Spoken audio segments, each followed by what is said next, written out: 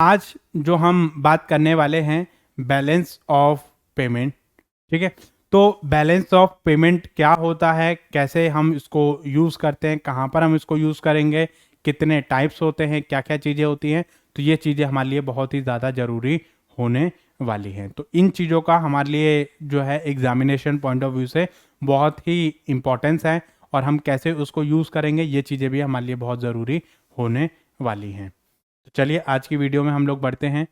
तो balance of payment का मतलब होता है कि आपको एक बैलेंस मेंटेन करना है अपनी पेमेंट्स के बीच में, चाहे वो आप पेमेंट कर रहे हो, चाहे वो पेमेंट आप ले रहे हो, तो उनके बीच में एक बैलेंस मेंटेन करना, that is called balance of payment. ठीक है, देखिए बैलेंस ऑफ पेमेंट का मतलब क्या होता है, ये एक स्टेटमेंट होती है हमारी किस चीज़ की, हमने जितने भी एक्सपोर्ट किया है, इंपोर्ट किया है, और हमने जितना भी एक पर्टिकुलर टाइम पीरियड में एक इकोनॉमी में जितना भी प्रोडक्शन करा है, जितना हमने एक्सपोर्ट किया है, इंपोर्ट किया है, उनका जो पूरा रिकॉर्ड जो मेंटेन करता है, that is called balance of payment. तो बैलेंस ऑफ पेमेंट आपका क्या हुआ, it is the method of country to use monitor all the international monetary transaction. मतलब जितने भी आपके इंटरनेशनल मॉनिटरी ट्रांजेक्शन होती हैं, मतलब यहां से पैसा बाहर गया, बाहर से पैसा यहां आया, उन सब का रिकॉर्ड मेंटेन करना किसका काम होता है, बैलेंस ऑफ पेमेंट का काम होता है। Usually balance of payment is calculated every quarter और एवरी कैलेंडर ईयर। जनरली या तो हम क्वार्टरली इसको बनाते हैं या हम ईयरली भी बनाते हैं। तो बेसिकली ये क्या है, ये इंडिविजुअल लेवल पे नहीं बना जाता है, ये कंट्री लेवल पे बनाया जाता है। तो इसमें एक कंट्री में जितनी भी इंटरनेशनल मॉनेटरी ट्रांजेक्शन्स हुई हैं, चाहे वो पैसा यहां से गया है, चाहे वो पैसा यहां पर आया है, तो उनकी जितनी भी ट्रांजेक्शन है उसको कैसे रिकॉर्ड करना है, वो सारा हमारा किस में आ जाएगा, बैलेंस ऑफ पेमेंट में आ जाएगा। जैसे एक इंडिविजुअल का अकाउंट होता है, इंडिविजुअल एक साल में कितनी ट्रांजेक्शन करता है, वो सारा आपका जो है वो अपने अकाउंट में आप जो वो रिकॉर्ड करते हो, किसका अकाउंट डेबिट करना है, किसका अकाउंट क्रेडिट करना है। यहाँ पर थोड़ा सा अकाउंटिंग की टर्म्स आपके यूज होने वाली हैं। तो इसमें हम लोग क्या करते हैं कि एट द एंड हम लोग जो प्रॉफिट और लॉस निकालते हैं अपने इनकम टैक्स पर्पस के लिए, हम देखते हैं कि भाई हमारे पास कितना पैसा आया है, कितना पैसा हमारे पास बचा है, तो उसके हिसाब से हम क्या करते हैं, अपना जो इनकम टैक्स है वो हम वहां पर पे करते हैं। ऐसे ही कंपनी जो है, कंपनी क्या करती है, एट द एंड अपनी एक बैलेंस शीट बनाएंगे। बैलेंस शीट में कंपनी ये बताएगी कि भाई उसकी जो फाइनेंशियल पोजीशन है वो क्या है, और उसके पास कितनी एसेट है, कितना आपके पास लायबिलिटी है, और कितना उसके पास प्रॉफिट है, लॉस है, वो सारा मतलब जो है कंपनी एसरटेन करती है। ऐसे ही बैलेंस ऑफ पेमेंट भी एक तरीके से एक स्टेटमेंट होती है जो कि हमारे ये बताती है कि थ्रू आउट द ईयर हमने कितना एक्सपोर्ट किया है, कितना हमने इंपोर्ट किया है, वो सारा मतलब इससे आपको एक कंप्लीट पिक्चर जो है वो आपको इकोनॉमी की मिल जाएगी। इकोनॉमी में क्या क्या चीजें चल रही हैं, कितना जीडीपी जनरेट हो रहा है, कितनी इंप्लॉयमेंट जनरेट हो रही है, क्या क्या चीजें, कितना पैसा यहाँ पर आया है, कहाँ कहाँ पर इन्वेस्टमेंट यहाँ पर आई है, कितना लोन खरीदा गया है, कितनी एसेट आपकी खरीदी गई है, क्या क्या चीजें आपने सेल आउट करी हैं, वो सारी चीजें आपको यहाँ से पता चल जाएंगी। इसके साथ साथ मतलब हम ये भी देखते हैं कि भाई हमारा जो प्राइवेट पब्लिक सेक्टर और जितना भी हमने ट्रांजेक्शन करी है, उन ट्रांजेक्शन को रिकॉर्ड कहाँ पर किया जाएगा, हमारा बैलेंस ऑफ पेमेंट में किया जाएगा। तो इसलिए हम ये देखते हैं BOP to determine how much money is going in and out of the country. जैसा कि मैंने आपको बताया कि भाई कंट्री में कितना पैसा आया है और कितना पैसा आपका गया है, जो हमारा इकोनॉमी में इंटरनेशनल मॉनेटरी की फॉर्म में, वो सारा रिकॉर्ड करने का जो काम है वो किसका है, बैलेंस ऑफ पेमेंट का है। ठीक है, तो इसको हम जो है, if a country has the receive the money it is known as credit, if the country has the paid और गिवन द मनी, अगर आपने कोई पेमेंट करी है तो वो आपका क्या हो जाएगा, डेबिट हो जाएगा, और अगर आपने कोई रिसीव करी है, रिसीविंग करी है, तो क्रेडिट आ जाएगा। सिंपल अकाउंटिंग ट्रांजेक्शन है, अगर कोई पैसा आपके पास आया है तो क्रेडिट, गया है तो डेबिट। ठीक है, तो ये चीजें मतलब हमारे पास इसमें आ जाती हैं, कौन कौन सी ट्रांजेक्शन आप इसमें रिकॉर्ड करोगे, कैसे कैसे आप रिकॉर्ड करोगे। अगर वही चीज है, अगर आपने कोई चीज पेमेंट करी है तो वो जो है, इसमें हम जो है ये देखेंगे, अगर आपने कोई पेमेंट करी है तो वो डेबिट, अगर आपने रिसीविंग करी है तो वो आपका क्रेडिट। ठीक है, तो उनको हम किस तरीके से, कौन सी चीज़ें हमने, अगर हम एक्सपोर्ट करेंगे तो उसको कहाँ पर रिकॉर्ड करेंगे, अगर हम इंपोर्ट करते हैं तो उसको हम कहाँ पर रिकॉर्ड करेंगे, तो उसको रिकॉर्ड करने का जो काम होता है वो बैलेंस ऑफ पेमेंट होता है। जैसे हमारा अकाउंट की फॉर्म होती है, आपका डेबिट साइड और क्रेडिट साइड, ऐसे ही मतलब आपके जो है इसमें भी साइड होती हैं आपके डेबिट साइड और क्रेडिट साइड। तो उनको कौन सी चीज़ हमने पेमेंट करी है, कौन सी चीज़ हमने रिसीव करी है, रिसीव करेंगे तो वो यहाँ पर आएगी, पेमेंट करेंगे तो वो यहाँ पर आएगी, उसके बाद में इनका जो बैलेंस है वो टोटल किया जाएगा, बैलेंसिंग करी जाएगी, मतलब देखा जाएगा कि भाई कहाँ कहाँ पे कितना कितना बैलेंसिंग हमारी बची है, तो वो चीज़ हमारी यहाँ पर देखी जाती है। ठीक है, तो balance of payment is the statement that record all the monetary transaction made between the resident of the country and rest of the world during the given period, मतलब रेजिडेंट ऑफ द कंट्री जितने भी हैं, ठीक है, तो वो जो है जितनी भी ट्रांजेक्शन करेंगे वर्ल्ड के साथ में, तो उन सबको जो रिकॉर्ड करने का काम है वो किसका रहेगा, हमारा बैलेंस ऑफ पेमेंट का रहेगा। This statement include all the transaction made by, मतलब इंडिविजुअल, कॉर्पोरेट और गवर्नमेंट, इंडिविजुअल, कॉर्पोरेट और गवर्नमेंट, ये आपको ध्यान रखना है। ठीक है, ताकि मतलब इंडिविजुअल भी ट्रांजेक्शन कर सकता है, कंपनी भी ट्रांजेक्शन कर सकती है, गवर्नमेंट भी ट्रांजेक्शन कर सकती है, ये तीन ही लोग आपके ट्रांजेक्शन करते हैं। ठीक है, और तो हमारे जो है इससे हमारा जो इकोनॉमी की जो ग्रोथ और डेवलपमेंट है उस पर भी हमारे हेल्पफुल रहता है। इसके साथ साथ when all the element are correctly included in balance of payment it should be zero in perfect scenario. ये चीज बहुत इंपॉर्टेंट है। बैलेंस ऑफ पेमेंट को बैलेंस इसलिए बोलते हैं कि जो debit side of the BOP, debit of BOP must be equal to the credit of BOP, equal to the credit of BOP. मतलब आपका ये हमेशा जो वो किस में होना चाहिए, बैलेंस सिचुएशन में होना चाहिए। अगर बैलेंस सिचुएशन में नहीं है तो उसको बैलेंस सिचुएशन में किया जाएगा। जैसे हमारी बैलेंस शीट होती है हमेशा बैलेंस सिचुएशन में रहती है, बाकी अकाउंट आपके बैलेंस सिचुएशन में हो ये कोई ज़रूरी नहीं है, लेकिन जो बैलेंस शीट है वो हमारी साथ बैलेंस सिचुएशन में रहती है। अगर आपने अकाउंटिंग ट्रीटमेंट सही करी है तो, अगर आपने अकाउंटिंग ट्रीटमेंट सही नहीं करी है तो उसमें आपकी दिक्कत आ रही है, तो वहां पर आपको जो वो अकाउंटिंग ट्रीटमेंट को पहले रेक्टिफाई करना पड़ेगा। ऐसे ही आपको जो बैलेंस ऑफ पेमेंट है वो आपको देखना पड़ेगा कि मतलब कितना बैलेंस आपका यहाँ पर आ रहा है, और उन बैलेंस को देखते हुए आप जो इन चीज़ों को देखोगे कि भाई किस किस तरीके से आपने यहाँ पर जो चीज़ें हैं उनको रिकॉर्ड किया है, और उसमें आपका जो बैलेंस है परफेक्ट सिनेरियो में ज़ीरो आना चाहिए। अगर ज़ीरो नहीं आएगा तो उसको आपको जो है वो कहीं से भी लाकर आपको उसको बैलेंस सिचुएशन में आपको करना पड़ेगा। ठीक है, this means the inflow and outflow of the fund should be balance out, however this does not ideally happen in the most cases. मतलब ये सिर्फ कहने की बातें होती है, रियल सिनेरियो में ऐसा नहीं होता, लेकिन उसको बराबर हमें करना पड़ता है, चाहे वो हमें बाहर से लोन लेके करना पड़े, चाहे वो हम जैसे मर्जी करें, चाहे वो हम एक्सपोर्ट बढ़ाएं, इंपोर्ट घटाएं, जैसे मर्जी करें। तो उसके कुछ मेजर्स होते हैं, वो हम आगे डिस्कस करेंगे कि किस किस तरीके से हम इसको मेजर को अपना सकते हैं और कैसे कैसे हम इसको आगे यूज कर सकते हैं। ठीक है, तो इसमें हमारा जो बैलेंस ऑफ पेमेंट है वो सारी जो ट्रांजेक्शन है उसको रिकॉर्ड करेगा और देखेगा कि भाई हमारा जो इकोनॉमी है उसके इंटरनेशनल लेवल पे जो भी हमारी ट्रांजेक्शन है उसको किस तरीके से रिकॉर्ड किया जा रहा है, कैसे कैसे उसके नेशन ने कौन कौन सी ट्रांजेक्शन्स करी हैं, वो सारी transaction are recorded in the balance of payment.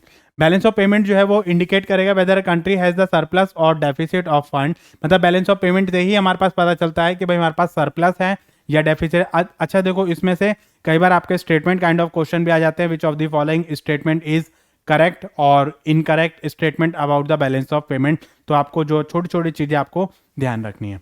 तो बैलेंस ऑफ पेमेंट से हमें ये पता चलता है कि भाई हमारे पास जो सरप्लस ऑफ फंड है या हमारे पास डेफिसिट ऑफ फंड है वो हमें यहाँ से पता चल जाएगा। अगर हमारी डेबिट साइड ज़्यादा आ रही है और क्रेडिट साइड से, ठीक है, तो हमें उसके हिसाब से हमें देखना है कि भाई आपका एक्सपोर्ट ज़्यादा है या आपका इंपोर्ट ज़्यादा है, तो उसके हिसाब से आपको यहाँ पे सरप्लस या आपको बेनिफिट आपको निकालना है कि भाई आपकी क्रेडिट साइड अगर आपकी ज़्यादा है डेबिट साइड से तो यहाँ का जो बैलेंस है वो आपका सरप्लस आएगा, और अगर ये वाली साइड ज़्यादा है आपके तो यहाँ का जो बैलेंस है वो आपका डेफिसिट आएगा।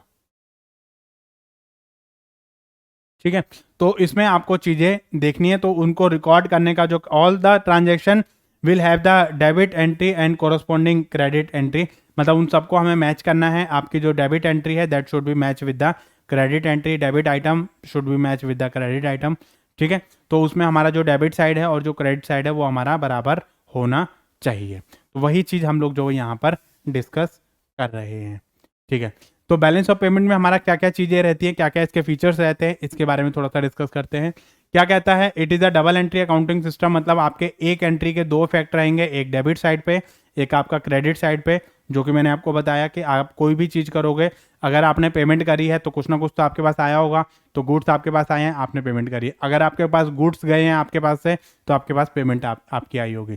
तो इसका डेबिट और क्रेडिट आप किसको करोगे, तो ये चीज़ आपको ध्यान रखनी है। एक सिस्टमेटिक रिकॉर्ड मेंटेन करने का जो काम होता है वो बैलेंस ऑफ पेमेंट का होता है, मतलब सिस्टमेटिक रिकॉर्ड मेंटेन करता है कि कौन कौन से जो रिकॉर्ड हैं आपका, कब आपने डेबिट करा, कब आपने क्रेडिट करा, वो सारा आपका इसमें आ जाएगा। इसके साथ साथ एक फिक्स पीरियड ऑफ टाइम आपके लिए बनता है। ठीक है। बैलेंस ऑफ पेमेंट 5-10 साल का नहीं बनता, ये आपका ईयर टू ईयर या क्वार्टरली आपका बनेगा। ईयरली तो आपका बनेगा ही बनेगा, क्वार्टरली भी आप बना सकते हो। ठीक है। कॉम्प्रिहेंसिव होता है, इसमें बहुत सारे आइटम जो है वो हमारे आते हैं। ठीक है। इसमें आपका FDI है, FPI है, बहुत सारे आइटम जो वो आपके इसमें इंक्लूड होते हैं। मतलब इसमें एक अकेले आइटम को आप इसमें इंक्लूड नहीं करोगे, उसमें कई सारे कंट्री लेवल के जितने भी आपके ट्रांजेक्शन्स हैं वो सारी ट्रांजेक्शन आपकी इसमें रिकॉर्ड करोगे। कॉम्प्रिहेंसिव मतलब एक समरी होती है बाकी स्टेटमेंट की। एडजस्टमेंट ऑफ डिफरेंस, अगर आपका कोई डिफरेंस आ रहा है तो उसकी भी एडजस्टमेंट करी जाती है। कई बार क्या होता है कि कई बार भूल चूक हो जाती है हमसे। ठीक है। कई बार गलतियां हो जाती हैं, मतलब हमसे, कि भाई हम जो है इसमें हमने पैसा कम बनता था ज़्यादा दे दिया, ज़्यादा बनता था कम दे दिया, तो कई बार लेना देना हमारा होता है, बाद में हमें ध्यान आता है कि भाई इससे रिलेटेड हमारी गलतियां हुई हैं, तो उसको हम एडजस्टमेंट यहाँ पर कर सकते हैं। ठीक है। रिकॉर्ड ट्रांजेक्शन साइमल्टेनियसली आपके जो साथ के साथ आपके ट्रांजेक्शन रिकॉर्ड करता जाएगा। कोई आपने एक्सपोर्ट किया, रिकॉर्ड कर दिया, इंपोर्ट कर दिया, वो भी रिकॉर्ड कर दिया। तो जितने भी ट्रांजेक्शन हैं वो आपके यहाँ पर रिकॉर्ड हो जाती हैं। ठीक है। इक्विलिब्रियम स्टेट में रहता है हमेशा। ठीक है। Debit side must be equal to the credit side, या हम ये कह सकते हैं कि डेबिट साइड में से अगर हम क्रेडिट साइड माइनस करेंगे तो उसका जो बैलेंस है वो कितना आना चाहिए, 0 आना चाहिए। ठीक है। तो इसमें हम ये भी देखते हैं, it shows the complete picture of economic condition of the economy. इससे हमारी जो कंप्लीट पिक्चर जो है वो आपकी पता चल जाती है कि एक इकोनॉमी की जो कंडीशन है वो क्या है, एक्सपोर्ट ज़्यादा कर रही है, इंपोर्ट ज़्यादा कर रही है, क्या ज़्यादा कर रही है, तो वो सारा आपको यहाँ से पता चल जाएगा। ठीक है। तो इससे आपको जो कंप्लीट पिक्चर है वो आपको रिप्रेजेंट हो जाएगी। इसमें जो मेन कॉन्स्टिट्यूएंट्स होते हैं वो क्या क्या होते हैं, import and export of the goods, import export of the goods, services, unilateral transfer, capital payment and receipt, और आपका FDI, FPI और आपका FII। अच्छा, इससे रिलेटेड भी मैंने एक कंप्लीट वीडियो आपकी बना रखी है। ठीक है। FDI से related mode of the foreign direct investment, इस पे कंप्लीट वीडियो मैंने आपको बना रखी है। तो उससे रिलेटेड जितने भी डाउट्स हैं वो आपको वहाँ पे मिल जाएंगे। FDI, FPI, FII ये सारे आपको जो वहाँ पे मिल जाएंगे, तो उस वीडियो को आप ज़रूर देखें। ठीक है। तो इसमें हमारे जो एक्सपोर्ट एंड इंपोर्ट, आप गुड्स का एक्सपोर्ट इंपोर्ट आप करते हो। ठीक है। सर्विसेज का आप एक्सपोर्ट इंपोर्ट आप करते हो। इसके साथ साथ यूनिलेटरल ट्रांसफ़र आपका हुआ है, आपने चाहे वहाँ ट्रांसफ़र किया है, चाहे वहाँ से यहाँ ट्रांसफ़र हुआ है आपका। जैसे कोई सब्सिडी वगैरह आपको मिल जाती है तो वो यूनिलेटरल है, गिफ्ट है, रेमिटेंस वगैरह है, तो वो अगर इस तरीके से कोई चीज़ अगर आपकी हुई है तो वो चीज़ आपकी इसमें आ जाती है। ठीक है। तो ये चीज़ें आपकी इसमें ऐसी हैं जो हमारा इम्पोर्टेंस रहती हैं। अगर आप इस चीज़ को बात करोगे तो इसको हम बोलेंगे बैलेंस ऑफ ट्रेड। अगर आप गुड्स की बात करोगे तो वो आपका बैलेंस ऑफ ट्रेड में आ जाता है। बैलेंस ऑफ ट्रेड पार्ट होता है बैलेंस ऑफ पेमेंट का, इसके बारे में भी डिस्कस करेंगे थोड़ा सा। ठीक है। कि बैलेंस ऑफ ट्रेड क्या होता है, बैलेंस ऑफ पेमेंट क्या होता है। कई बार लोगों को लगता है बैलेंस ऑफ ट्रेड और बैलेंस ऑफ पेमेंट सेम होता है, जबकि ट्रेड जो है वो सिर्फ गुड्स में मतलब बात करता है कि एक इकोनॉमी ने कितने गुड्स को मैन्युफैक्चर किया एक during a particular period of time को, तो उसको बोलते हैं बैलेंस ऑफ ट्रेड। लेकिन उसने कितना एक्सपोर्ट कितना इंपोर्ट किया, goods, services, visible item, non visible item, वो सारा आपका जो इसमें आ जाएगा।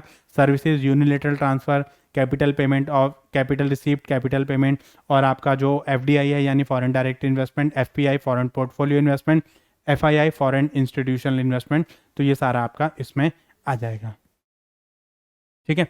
तो हम उसको क्यों बनाते हैं बैलेंस ऑफ पेमेंट को, it monitor all the international transaction, मतलब जितने भी हमारे इंटरनेशनल ट्रांजेक्शन होते हैं उनको मॉनिटर करने का, उनको रिकॉर्ड करने का जो काम होता है वो किसका होता है, बैलेंस ऑफ पेमेंट का होता है। इससे हमें पता चल जाता है कि भाई हमने कितनी ट्रांजेक्शन करी है और कितना कितना हमारे पास बैलेंस बचा हुआ है। इसके साथ साथ forecast business and economic condition, मतलब बैलेंस ऑफ पेमेंट की कंडीशन देखने के बाद आपको पता चल जाएगा कि भाई हमारी जो इकोनॉमिक कंडीशन है वो हमारी कैसी है, कितना हमने एक्सपोर्ट किया है, कितना हमने इंपोर्ट किया है और हमारी जो कंडीशन है वो किस तरीके की इसमें है। Help in regulating the import and export, मतलब इससे हमें ये भी पता चल जाएगा कि भाई आने वाले टाइम के लिए हम जो वो एक्सपोर्ट और इंपोर्ट से रिलेटेड क्या क्या पॉलिसी बनाने वाले हैं और क्या क्या जो हमारा एक्सपोर्ट कैसा रहेगा, इंपोर्ट हमारा कैसा रहने वाला है, हम किस चीज़ पे ज़्यादा फोकस करेंगे, इंपोर्ट पे ज़्यादा फोकस करेंगे या हम एक्सपोर्ट पे ज़्यादा फोकस करेंगे, वो चीज़ आपको यहाँ से मिलने वाली है। तो इसके साथ साथ में हम जो वो ये भी चीज़ देखते हैं कि हमारा जो फॉरेन एक्सचेंज जो पोजीशन है वो भी आपको पता चल जाता है कि भाई आपका जो फॉरेन एक्सचेंज है वो किस तरीके का है। फॉरेन एक्सचेंज को लेके जो भी हमारे रिजर्व की जो पोजीशन है वो भी आपको यहाँ से पता चल जाएगी, मतलब आपको ये पता चल जाएगा कि भाई आपकी जो कौन कौन सी चीज़ें हैं वो आपको यहाँ पर रहने वाली है। असिस्टेंट फॉर्मुलेटिंग द पॉलिसी, ये मैं आपको ऑलरेडी बता चुका हूँ कि इससे हमारा जो एक्सपोर्टिंग की जो पॉलिसी है, जो इंपोर्टिंग की पॉलिसी है, वो सारी आपको यहाँ पे पता चल जाती है कि भाई किस किस तरीके की हमारी पॉलिसी यहाँ पर रहने वाली है। ठीक है, तो इसमें हम जो है ये जो चीज़ है वो बहुत ही इम्पॉर्टेंट चीज़ आपकी आ गई है। ठीक है, इससे रिलेटेड आपके क्वेश्चन एग्जाम में आपको देखने को मिलेंगे ही मिलेंगे। ठीक है, तो इसमें हमारे अगर मैं बात करूं कंपोनेंट की, तो हमारे दो तरीके के कंपोनेंट रहते हैं। इसमें क्या क्या कंपोनेंट रहते हैं, एक करंट अकाउंट है आपका, एक आपका कैपिटल अकाउंट है। अब करंट अकाउंट में क्या आता है, कैपिटल अकाउंट में क्या आता है, इससे रिलेटेड हमारी कई बार कंट्रोवर्सीज रहती हैं कि करंट अकाउंट में क्या क्या चीज़ें हम इंक्लूड करेंगे, क्या क्या चीज़ें हम इंक्लूड नहीं करेंगे। ठीक है, तो कैपिटल अकाउंट में जो भी चीज़ हमारे कैपिटल नेचर का, अगर कोई एक्सपेंडिचर है आपका जो कैपिटल नेचर का आपका है, ठीक है, जो लॉन्ग टर्म पर्पस के लिए आपका किया है, कोई एसेट आपने परचेज करी है, कोई सिक्योरिटी आपने परचेज करी है, लाइक आपका बॉन्ड है, लैंड है, और आपने कोई उसको परचेज करा है, सेल करा है, तो वो आपका किस में आ जाएगा, कैपिटल नेचर का अगर कोई भी एक्सपेंडिचर है आपका तो वो आपका किस में आ जाएगा, कैपिटल अकाउंट में आएगा। और अगर इसमें आपका जो वो क्या क्या चीज़ आएंगी, कुछ आपके विजिबल आइटम आएंगे, ठीक है, दैट इज योर गुड्स, कुछ आपके इनविजिबल आइटम आएंगे जिसको हम बोलेंगे सर्विसेज। ठीक है, तो ये जो गुड्स वाला जो सिस्टम है इसको हम बैलेंस ऑफ ट्रेड भी कह सकते हैं। ठीक है, तो इससे हमारा जो है बैलेंस ऑफ ट्रेड जो वो हम यहाँ पर कह सकते हैं। अच्छा, अगर हमें ट्रेड का बैलेंस निकालना हो तो हम कैसे निकालेंगे, जो वो एक्सपोर्ट माइनस इंपोर्ट, तो हमारा नेट एक्सपोर्ट जो हमारे यहाँ से पता चल जाएगा, मतलब आपने कितना एक्सपोर्ट किया है और कितना आपने इंपोर्ट किया है, उन दोनों को माइनस कर दो तो आपको क्या पता चल जाएगा, नेट एक्सपोर्ट आपका कितना हुआ है। अगर एक्सपोर्ट ज़्यादा है तो, अगर इसमें वो हो जाएगा तो यहाँ पे नेगेटिव नेट एक्सपोर्ट आपका आ जाएगा। अगर आपका इंपोर्ट ज़्यादा हुआ है एक्सपोर्ट से तो वो आपका नेगेटिव चला जाएगा। ठीक है, तो इसमें हम क्या देखेंगे, करंट अकाउंट का बैलेंस हम कैसे देखेंगे, net export plus trade in services plus net transfer, मतलब आपने ये जो चीज़ है ये तो आपका था ही था। ठीक है, नेट एक्सपोर्ट आपने देख लिया कि भाई इसका एक तरीके से हम बैलेंस ही निकाल लिया, हमने एक्सपोर्ट में से इंपोर्ट हमने माइनस कर दिया कि एक्सपोर्ट हमारा कितना हुआ था, इंपोर्ट हमारा कितना हुआ था, दोनों को आप माइनस कर दिया तो वो आपका नेट एक्सपोर्ट आ गया। ट्रेड इन सर्विसेज ये आपका ये आ गया, और आपका नेट ट्रांसफ़र आपका है, मतलब अगर आपने कोई ट्रांसफ़र वगैरह किया है, यूनिलेटरल अगर आपने कोई ट्रांसफ़र किया है तो वो आप इसमें ऐड कर दो, तो इससे आपका जो करंट अकाउंट का बैलेंस आपको पता चल जाएगा। मतलब तीन चीज़ें आपकी इसमें आ गई, क्या, नेट एक्सपोर्ट आपका आ गया, ट्रेड इन सर्विसेज आपका आ गया, और आपका जो नेट ट्रांसफ़र है यानी यूनिलेटरल ट्रांसफ़र जो है वो आपने यहाँ पर इंक्लूड कर लिया। इसके अलावा अगर आपका कोई जो ट्रांजेक्शन है तो वो हमारी कहाँ पर जाएंगे, वो सब हमारी किस में जाएंगे, कैपिटल अकाउंट में जाएंगे। मतलब कैपिटल नेचर का कोई भी एक्सपेंडिचर है आपका वो सब हमारा कहाँ पर रिकॉर्ड होगा, कैपिटल अकाउंट में रिकॉर्ड होगा। ठीक है, तो थोड़ा सा और इसको एक्सप्लेन कर देते हैं। यहाँ पर हम बात कर रहे हैं किसकी, करंट अकाउंट की। तो करंट अकाउंट में आपके तीन चीज़ें आई थी, ये मैंने आपको बताया, trade in goods, trade in services और आपका ट्रांसफ़र पेमेंट। ठीक है, ये तीन चीज़ें हमारी इसमें आ जाती हैं। कौन कौन सी, trade in goods, trade in services और आपके यूनिलेटरल ट्रांसफर्स।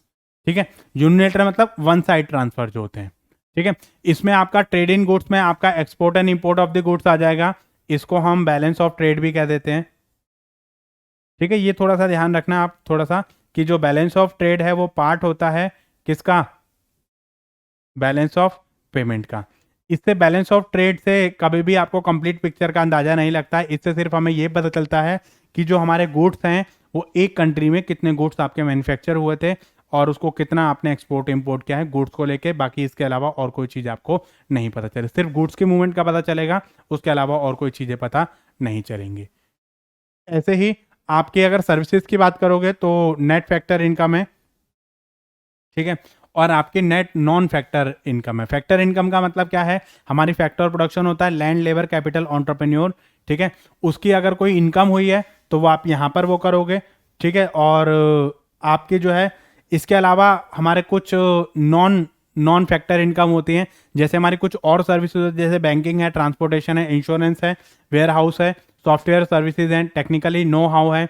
तो इस तरीके की जो सर्विसेज होती है नॉन नॉन फैक्टर प्रोडक्शन आपकी रहती हैं, ठीक है। तो उसमें अगर आपके कोई इनकम हुई है तो वो आप इसमें करोगे, ठीक है, तो वो सारी चीज़ें आप इसमें जो वो इंक्लूड कर लोगे। अगर आपका आपने कोई पेमेंट करी है तो वो भी आप इसमें इंक्लूड कर लोगे, ठीक है। ऐसे ही मतलब आपने नेट इन्वेस्टमेंट इनकम और आपकी कंपनसेशन अगर आपने कोई दिया है उसको अपने एम्प्लॉयज़ को, उसको कोई कंपनसेशन वगैरह अगर आपको कोई मिला है तो वो आपका यहाँ पर करोगे, अगर आपने पे किया है तो वो भी आप इसमें इंक्लूड कर लोगे।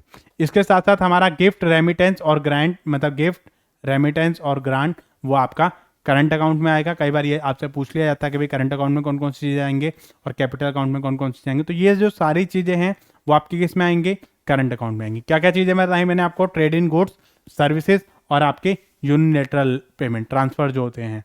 ये आपका गुड्स वाला जो है वो बैलेंस ऑफ ट्रेड आ जाएगा, और आपका जो सर्विसेज वाला है वो आपके फैक्टर इनकम और non factor income. Non factor income में शिपिंग, बैंकिंग वगैरह इनके जो भी चार्जेस हमारे लगते हैं वो सारे आप इसमें इंक्लूड हो जाते हैं, ठीक है। Software, tourism, insurance, banking, transportation, ये सारा आपका जो इसमें आ जाएगा, ठीक है। और इसके अलावा हमारी जो नॉन फैक्टर मतलब आपकी फैक्टर इनकम होती है वो भी आपकी इसमें इंक्लूड हो जाती है, ठीक है। इसको थोड़ा सा और एलोबरेट करते हैं, जैसे ट्रेड इन गुड्स मैंने आपको बता दिया, ठीक है। इसमें आप कैसे निकालोगे बैलेंस ऑफ उसको ट्रेड को, कि जितना भी आपका एक्सपोर्ट है और इंपोर्ट है उसको आप माइनस कर दो तो उससे आपको बैलेंस ऑफ ट्रेड का वो पता चल जाएगा। फैक्टर ट्रेड इन सर्विसेज मतलब आपका compensation, investment income, dividend benefits वगैरह अगर आपका कोई है, अगर आपने मतलब कोई डिविडेंड वगैरह अगर आपने कोई वो करा है, ठीक है, अगर आपको कोई रिसीविंग आपकी हुई है डिविडेंड वगैरह के, प्रॉफिट वगैरह के, तो वो सारी चीज़ें आपकी इसमें आ जाएंगी, ठीक है। ये आपकी सर्विसेज में आ जाती है। नॉन फैक्टर सर्विसेज जैसे शिपिंग है, बैंकिंग है, सॉफ्टवेयर वगैरह है, ये सब आपके इसमें आ जाएंगे। इसके बाद आपके जो प्राइवेट ट्रांसफ़र पेमेंट्स है यानी यूनिलेटरल ट्रांसफ़र, आपके गिफ्ट है, रेमिटेंस है और आपका जो ग्रांट है ये आपका आ जाएगा। ऑफिशियल अगर आपका कोई ट्रांसफ़र है मतलब आपके गवर्नमेंट टू गवर्नमेंट अगर आपका कोई ट्रांसफ़र हुआ है तो वो आपका इसमें आ जाएगा। तो इन सबको ये सब हमारे आते हैं किस में, इनविजिबल आइटम में, और ये सब आते हैं आपके विजिबल आइटम में, यानी इसको बैलेंस ऑफ ट्रेड प्लस आपका सर्विसेज प्लस आपका नेट ट्रांसफ़र या जो यूनिलेटरल ट्रांसफ़र है वो आपका इसमें इंक्लूड हो जाता है। इसके बाद हमारा जो कैपिटल अकाउंट है इसमें आपका एफडीआई, आपका जो है external assistant, commercial borrowing, IMF और नॉर एनआरआई डिपॉजिट्स, ठीक है, रुपी डेट सर्विसेज और अदर फ्लो अगर आपका कोई रहता है तो वो सारा आपका इसमें इंक्लूड हो जाएगा। मतलब एफडीआई, एफआईआई या कोई भी आपने कैपिटल नेचर का अगर आपने कोई ट्रांजेक्शन करी है तो वो आपकी किस में रिकॉर्ड होगी, वो आपकी इसमें रिकॉर्ड होने वाली है, ठीक है। तो इसमें हम बात करते हैं करंट अकाउंट के। ये मैं ऑलरेडी आपको बता चुका हूँ कि भाई करंट अकाउंट आपका क्या होता है, ठीक है। तो इसमें हमारा this account record export and import goods and services, ठीक है। तो इसमें हमारा जो भी गुड्स एंड सर्विसेज है वो आपका रिकॉर्ड करेगा, ठीक है। All the payment made the raw material, construction goods वगैरह जो हैं उन सबको रिकॉर्ड करने का जो काम होता है वो आपका किसका होता है, वो सब आपका करंट अकाउंट का रहता है। इसमें हमारा जो business services, transportation, warehouse, royalties, licence, copyright वगैरह ये सारी चीज़ें आपकी आ जाती हैं, ठीक है। तो इससे हम जो है एक जो है पिक्चर हम लोग जो है करंट अकाउंट में जो भी करंट ईयर में हमारा जितना भी ट्रांजेक्शन हुई है करंट अकाउंट से रिलेटेड वो सब हम जो है वो किस में रिकॉर्ड करेंगे, करंट अकाउंट में record. Current account should be match with the capital account plus आपका फाइनेंशियल अकाउंट। देखिए इसमें जो करंट अकाउंट है उसको आप मैच करोगे किसके साथ में,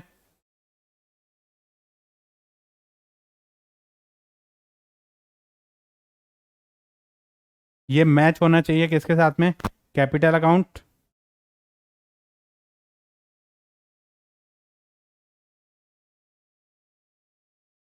plus financial account.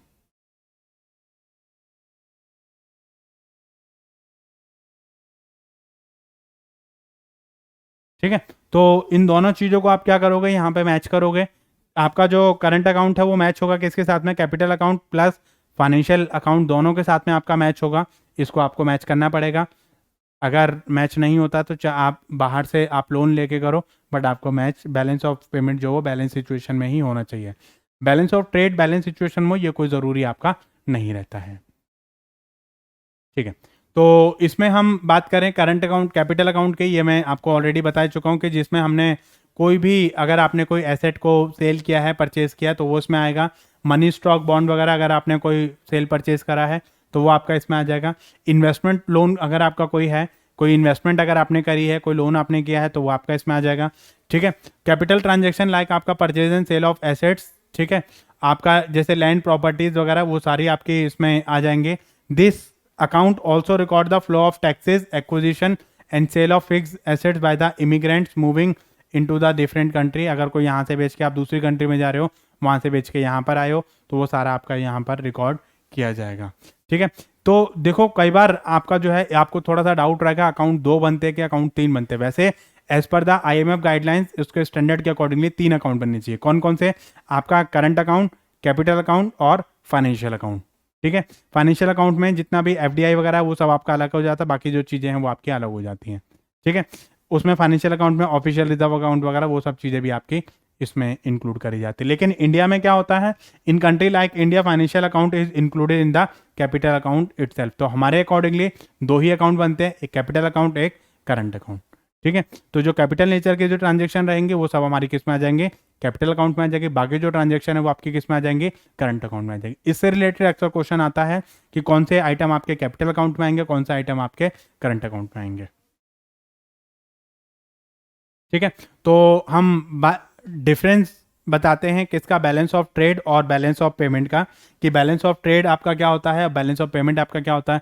It refers to difference between export and import of visible item, मतलब ये सिर्फ गुड्स को रिकॉर्ड करता है, और इसमें आपका गुड्स सर्विसेज वगैरह वो सारी चीज़ें आपकी इसमें इंक्लूड हो जाती हैं। इसमें गुड्स तो इंक्लूड होगा ही होगा, प्लस आपका जो सर्विसेज हैं वो भी इंक्लूड होंगे, और आपके जो बाकी की जो चीज़ें हैं वो भी आपकी इसमें इंक्लूड होती हैं, फैक्टर इनकम वगैरह हैं, और जो बाकी जो इकोनॉमिक ट्रांजेक्शन जो हमारी हुई है वो सारी इसमें इंक्लूड हो जाएंगी। It include on the visible item, इसमें आपके visible, invisible, unilateral transfer payment, capital transfer, वो सारी चीज़ें आ जाएंगी। तो इसमें आपके ये 4 चीज़ें आएंगी।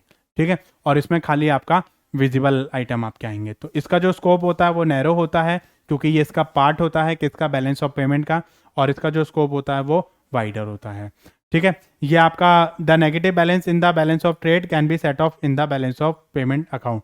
अगर आपका कोई नेगेटिव बैलेंस अगर आपका आ रहा है बैलेंस ऑफ ट्रेड में, तो उसको आप सेट ऑफ कर सकते हो with respect to the balance of payment. लेकिन अगर बैलेंस ऑफ पेमेंट में आपका जो है उसमें तो कोई बैलेंस आएगा ही नहीं। अगर जो भी अगर आपका डिफरेंसेस बचा है तो उसको डिफरेंसेस को आप सेट ऑफ करोगे। ठीक है, the negative balance in the balance of payment can never be set of against the positive balance of the balance of trade. मतलब अगर आपका बैलेंस ऑफ पेमेंट का जो बैलेंस है वो नेगेटिव आ रहा है, तो उसको आप बैलेंस ऑफ पेड ट्रेड के पॉजिटिव पार्ट से आप सेट ऑफ नहीं कर सकते। सेट ऑफ का मतलब होता है एडजस्टमेंट। ठीक है, तो इसमें आपका capital transaction, it does not include capital transfer. इसमें आपके कैपिटल नेचर की जितने भी ट्रांजेक्शन होती हैं वो सारी ट्रांजेक्शन इसमें रिकॉर्ड करी जाती हैं। तो हम ये कह सकते हैं कि balance of trade is the part of balance of payment. I hope ये चीज़ें आपको समझ आ गई होंगी कि बैलेंस ऑफ ट्रेड और बैलेंस ऑफ पेमेंट में क्या डिफरेंस होता है। अब हम बात करते हैं बैलेंस ऑफ पेमेंट के इक्विलिब्रियम और डिसइक्विलिब्रियम की, कि मतलब उसकी कंडीशन हमारी क्या होती है। तो बैलेंस ऑफ पेमेंट आपका इक्विलिब्रियम में भी हो सकता है और डिसइक्विलिब्रियम में भी हो सकता है, ये दोनों चीज़ें हैं। लेकिन इक्विलिब्रियम में जनरली नहीं होता है, उसको इक्विलिब्रियम कंडीशन में लाया जाता है। तो balance of payment to be equilibrium when the demand of foreign exchange is exactly equivalent to the supply. मतलब आपकी जब डिमांड है वो इक्वल हो जाती है सप्लाई के, तो हम उसको क्या बोल देंगे, बैलेंस ऑफ पेमेंट जो वो आपका इक्वल कंडीशन में आ गया है, इक्विलिब्रियम स्टेट में। मतलब डेबिट साइड जो है बैलेंस ऑफ पेमेंट की, डेबिट साइड क्रेडिट साइड के बराबर आ जाती है। मतलब आपकी जो रिसीप्ट साइड बराबर आ जाती है किसके, पेमेंट साइड के, तो हम उसको क्या बोलेंगे, उसको हम बोलेंगे इक्विलिब्रियम कंडीशन। डिसइक्विलिब्रियम क्या होता है, अगर ये दोनों बराबर नहीं आती हैं, अगर ये बराबर आ जाती हैं तो इक्विलिब्रियम, अगर बराबर नहीं आती हैं तो वो हमारा क्या हो जाएगा, डिसइक्विलिब्रियम कंडीशन। तो वही डिसइक्विलिब्रियम जो है या तो वो सरप्लस होगा, जो अगर बराबर आ जाती हैं तो ये इक्विलिब्रियम हो गया, और बराबर नहीं आती हैं तो वो demand is not equal to supply, तो वो हमारा क्या हो गया, डिसइक्विलिब्रियम हो गया। वो डिसइक्विलिब्रियम या तो हमारा सरप्लस रहेगा या हमारा डेफिसिट रहेगा। अगर हमारी एक्सपोर्ट ज़्यादा है, ठीक है, अगर हमारा एक्सपोर्ट ज़्यादा है किससे, इंपोर्ट से, एक्सपोर्ट हमारा ज़्यादा है इंपोर्ट से, तो ये पॉजिटिव है, ये हमारा सरप्लस है। अगर हमारा इंपोर्ट ज़्यादा है किससे, एक्सपोर्ट से, तो ये हमारा क्या है, डेफिसिट है।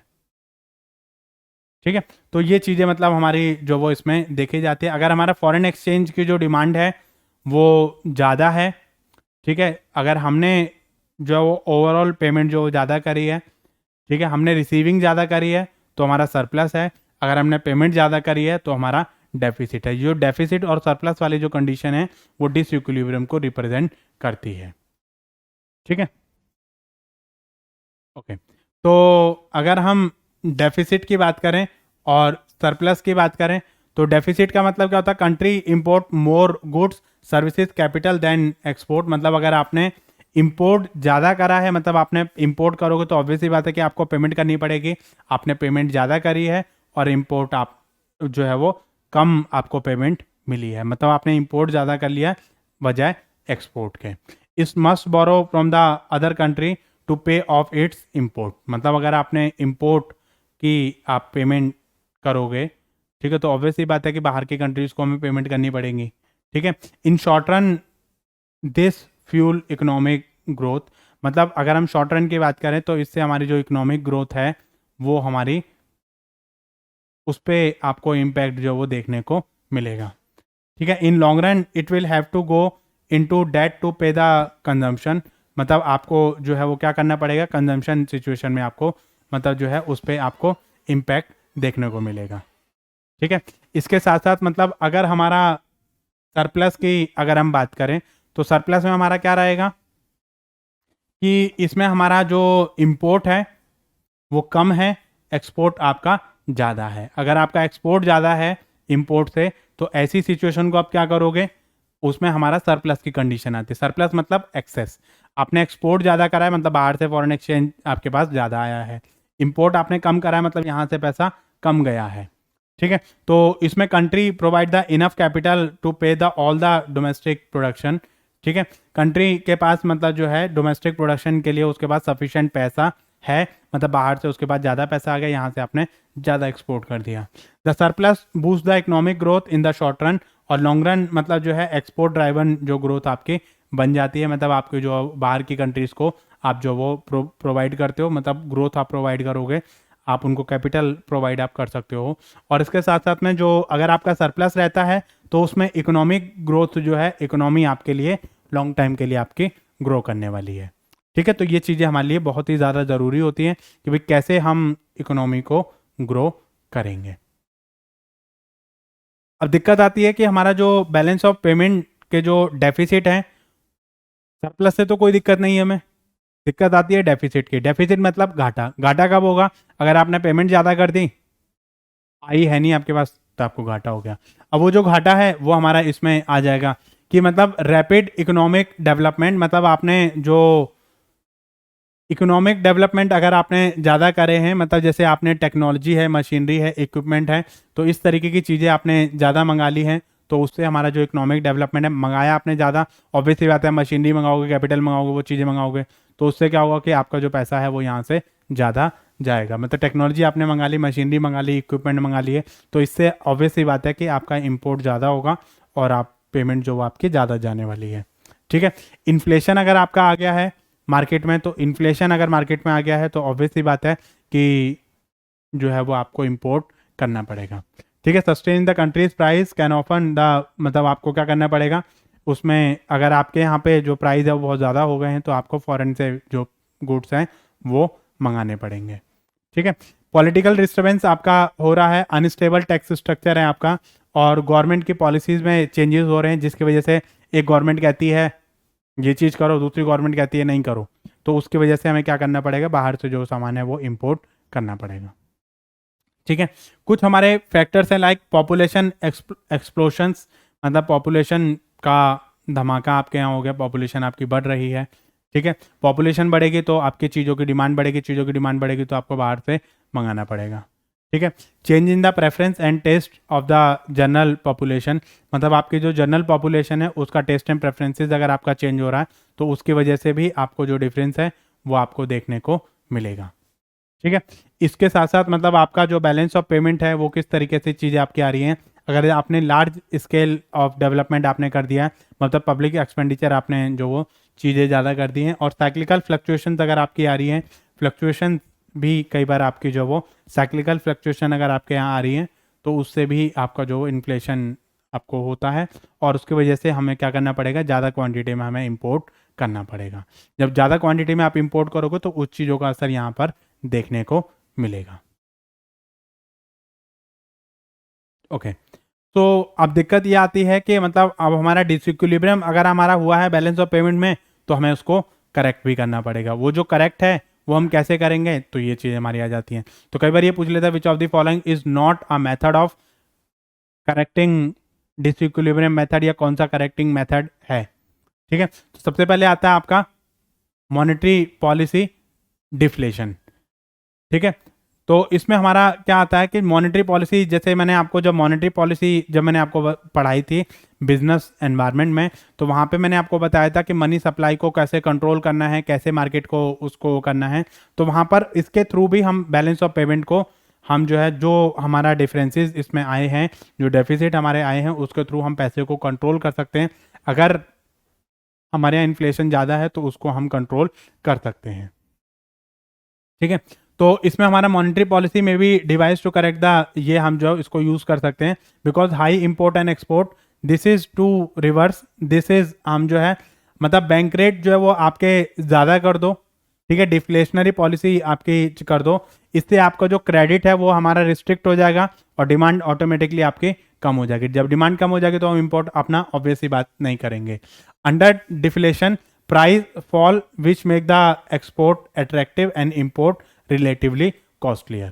ठीक है। इससे आपका क्या होगा कि हमारा जो प्राइस है वो फॉल हो जाएगा, और जो एक्सपोर्ट है वो आपको अट्रैक्टिव लगने लगेगा, और इंपोर्ट जो आपको कॉस्टलियर हो जाएगा। बाहर से मंगाओगे तो वो कॉस्टलियर होगा, क्योंकि ऑलरेडी हमारे यहाँ चीज़ें सस्ती हो गई हैं। ठीक है। एक्सचेंज डेप्रिसिएशन, एक्सचेंज डेप्रिसिएशन भी एक तरीका होता है declining the rate of exchange in one country in terms of the another country. ठीक है। मतलब एक कंट्री में आपका जो एक्सचेंज रेट है वो कम हो जाता है दूसरी कंट्री के कंपैरिजन में, तो उसके थ्रू भी हम जो इंपोर्ट और एक्सपोर्ट, मतलब पहले हमें ज़्यादा पेमेंट करनी पड़ रही थी, अब हमें कम, मतलब पहले हमें कम पेमेंट करनी पड़ रही थी, अब हमें ज़्यादा पेमेंट करनी पड़ रही है, तो उसकी वजह से भी हम जो ये तरीका यूज़ कर सकते हैं इंपोर्ट के लिए। ठीक है। तो क्या कहता है, Indian rupees exchange for 65 rouble of the Russian currency if India experience an adverse balance of payment with regards to the Russia, Indian demand for rouble will be rise. ठीक है। जब आप इंपोर्ट जब ज़्यादा करोगे तो वहाँ की जो डिमांड है वो आपकी बढ़ जाएगी। जब रूबल की डिमांड आपकी बढ़ जाएगी तो ऑब्वियसली बात है कि आपको वहाँ पे ज़्यादा आपको पैसा चाहिए होगा। जैसे हमें यूएसए से हम डिमांड करेंगे किसी चीज़ की, तो ऑब्वियसली बात है कि हमें जो अमेरिकन डॉलर है उनकी रिक्वायरमेंट ज़्यादा होगी। हमारे यहाँ नेगेटिव कंडीशन है तो हमें उसकी रिक्वायरमेंट ज़्यादा होगी। इंपोर्ट करेंगे तो हमें उनकी कंट्री में पेमेंट करने पड़ेंगे, उनकी करेंसी में पेमेंट करनी पड़ेगी।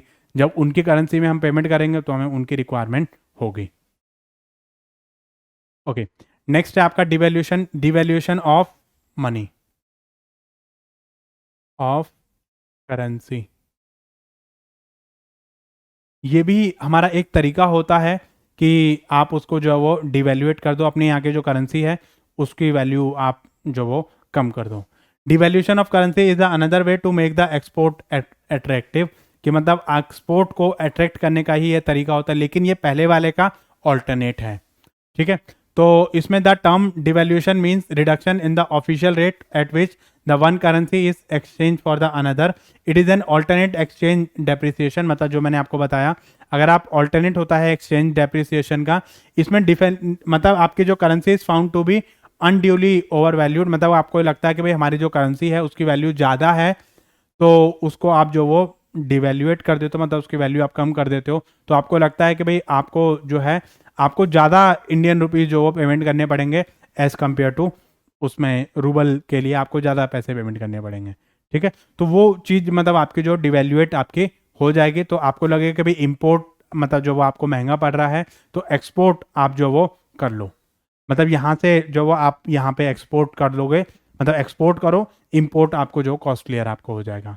डिवैल्यूएशन करने से आपको जो ज़्यादा इंडियन रुपीज़ जो पे करने पड़ेंगे, तो आपको लगेगा अरे यार हमारे करेंसी तो धीरे धीरे करेंसी हमारी ख़त्म हो जाएगी, तो आप उससे जो इम्पोर्ट को रोकने का एक तरीका होता है और एक्सपोर्ट को बढ़ाने का एक तरीका होता है। एक्सचेंज कंट्रोल, एक्सचेंज कंट्रोल का मतलब क्या होता है कि मतलब all the exporter has to, मतलब कई बार क्या होता है कि ये इसमें मतलब जो है उसको बोल देते हैं कि भाई हमारा जो सेंट्रल बैंक है ये इस तरीके की पॉलिसी बनाता है, वो कहता है कि भैया उस पर एक्सचेंज को लेके कंट्रोलिंग मेजर यूज करता है। वो क्या कहता है, restriction to use the foreign exchange by the central bank is called exchange control. When the exchange control is adopted all the exporter has to surrender their foreign exchange earning to the central bank, मतलब जितने भी exporters होते हैं उनको सबको अपने commercial bank के पास, मतलब जो आपके सेंट्रल बैंक होते हैं उनके पास में अपनी अर्निंग डिपॉजिट करनी पड़ेंगे। तो ये भी एक तरीका होता है कि मतलब बाकी लोगों के पास एक्सचेंज करने के लिए मनी नहीं रहेगी, सिर्फ आपकी जो सेंट्रल बैंक है उन्हीं के थ्रू आप जो एक्सचेंज कर सकते हो। Under the exchange central bank release a foreign exchange only for the essential import and conserve rest of the balance, मतलब जो आपको जो मतलब सबको बोल दिया गया कि भाई सब अपना अपना रिजर्व जो वो हमारे पास रखोगे, कोई भी पर्सनल रिजर्व अपने पास में नहीं रखेगा, अगर रखेगा तो वो उसके लिए फाइन पेनल्टी आपके पास में रहेगी। सारा पैसा किसके पास आ गया, सेंट्रल बैंक के पास। अब सेंट्रल बैंक आपको इशू करेगा, जो जरूरी है उसमें इशू करेगा, जो नहीं जरूरी है उसके लिए मना कर देगा। तो ये आपका एक तरीका हो सकता है। ठीक है, इसके साथ साथ में कुछ आपकी फिजिकल पॉलिसी है, मतलब इंपोर्ट पे ड्यूटीज लगा लो, एक्सपोर्ट पे आप क्या कर दो, अपना जो है इंपोर्ट ड्यूटीज मतलब जो वो आप बढ़ा दो, इंपोर्ट पे आप ड्यूटीज अपनी बढ़ा दोगे, तो ये चीज़ें मतलब आपकी इसमें हो सकती है, मतलब टैरिफ जो वो आप लगा दो ताकि इंपोर्ट आपका महंगा हो जाए। Import get reduce and the balance of payment जो आपका फेवरेबल हो जाएगा, इंपोर्ट रिड्यूस हो जाएगा तो बैलेंस आपका फेवरेबल हो जाएगा। इंपोर्ट पॉलिसी मतलब या तो आप क्या करो, कोटा आप लगा दो, इनको बोल दो कि भैया हमारी ये चीज़ें हैं और इसमें मतलब आप जो है क्या कर दो, कोटा आपने लगा दिया कि भाई हम इतना ही कर देंगे, इतना ही हम इंपोर्ट कर सकते हैं, इसके अलावा हम इंपोर्ट नहीं करेंगे, या आप बैन ही कर दो कि भैया हम इंपोर्ट करेंगे ही नहीं।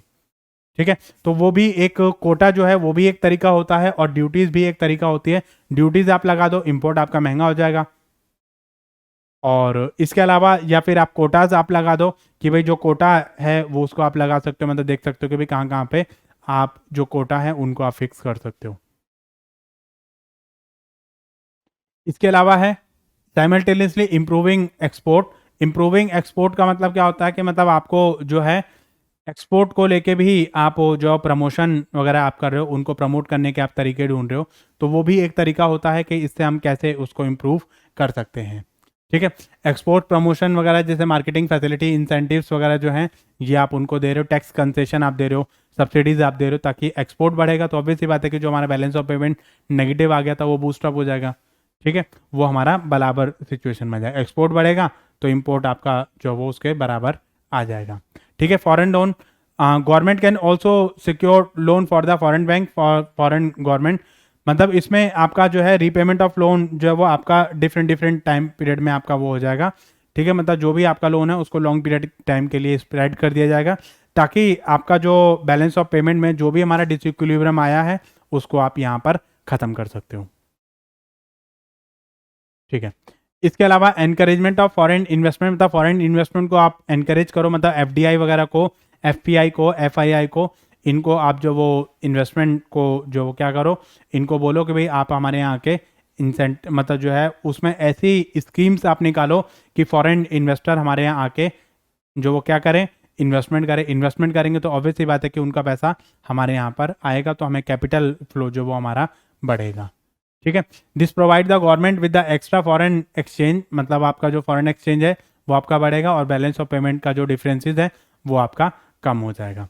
ठीक है, while inviting the foreign capitalist to invest the capital within the country, government का जो रेवेन्यू जो है वो भी आपका बढ़ेगा और इकोनॉमी भी आपकी डेवलप हो जाएगी। इंसेंटिव फॉर फॉरेन टूरिस्ट, मतलब जो फॉरेन टूरिस्ट है उनको आप इंसेंटिव दो, उनको बोलो कि भैया आपके जो फॉरेनर्स वगैरह हैं वो आपके टूरिज्म पे आएँ। जब फॉरेनर्स आएंगे तो ऑब्वियस सी बात है कि कुछ ना कुछ तो सामान खरीदेंगे, यहाँ पे सामान खरीदेंगे तो हमारे पास फॉरेन रिजर्व आएगा।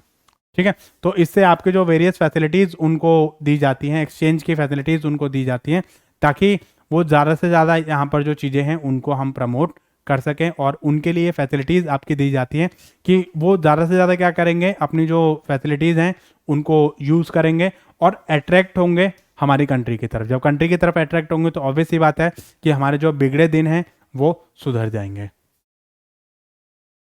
ओके, एक चीज इसमें और आती है जिसको हम बोलते हैं, कई बार इससे रिलेटेड क्वेश्चन आता है आपका, एकोमोडेट एटोनोमस आइटम और आपका एकोमोडेटिंग आइटम। ऑटोनोमस आइटम का मतलब होता है जो हमारी प्रॉफिट मैक्सिमाइजेशन के लिए कुछ हमारी ऐसी इकोनॉमिक ट्रांजेक्शन्स करी जाती हैं कि हमें प्रॉफिट कमाना है, प्रॉफिट पर्पस के लिए हमें ये जो ट्रांजेक्शन्स हैं वो करी जाती है कि हमें प्रॉफिट कमाना है, तो उसके लिए हमने क्या कर दिया, ये चीज़ हमने कर ली।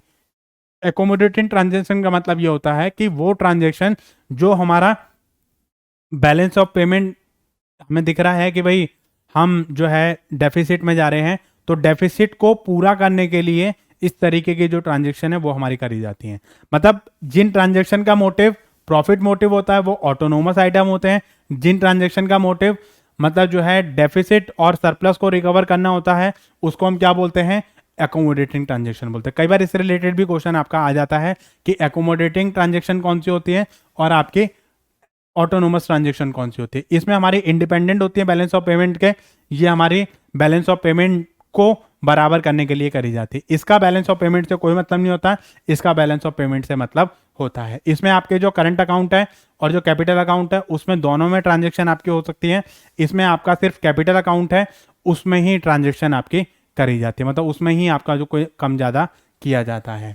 ठीक है, इसको हम अबव द लाइन बोलते हैं, ठीक है, और इसको बिलो द लाइन बोलते हैं। मतलब हम इस लाइन से नीचे थे, इस लाइन तक हमें पहुंचना है, मतलब ये हमारी नॉर्मल लाइन है, यहाँ तक हमें पहुंचना है, तो इसको हम क्या बोलते हैं, बिलो द लाइन। मतलब हम नीचे थे, हमें यहाँ तक पहुंचना है, तो ये आपका क्या हो जाएगा, एकोमोडेटिंग।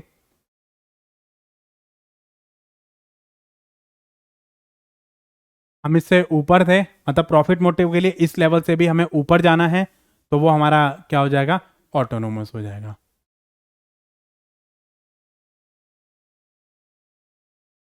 ठीक है, तो ये चीज़ें कई बार आपके इसमें आ जाती है, कई बार इनसे रिलेटेड क्वेश्चन आपका एग्जाम में आ जाता है। ऑटोनोमस आइटम आपके क्या होते हैं और एकोमोडेटिंग आइटम आपके क्या होते हैं, तो ये चीज़ें आपकी इसमें आ जाती हैं। तो thank you guys for watching this video and we will continue this part in next video. ये वाला जो टॉपिक है वो आपका कंप्लीट हो गया है।